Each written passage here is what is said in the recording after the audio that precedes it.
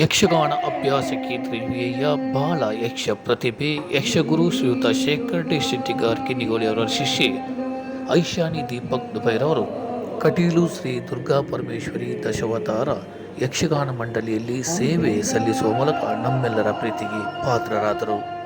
ನಿಮ್ಮ ಕಲಾ ಸೇವೆ ಇದೇ ರೀತಿ ನಿತ್ಯ ನಿರಂತರ ಮುಂದುವರೆಯಲಿ. ಕಟೀಲು ಅಮ್ಮನ ಆಶೀರ್ವಾದ ಸಂಪೂರ್ಣ ನಿಮ್ಮೆಲ್ಲರಿಂದ ಆಶಿಸುತ್ತೇನೆ.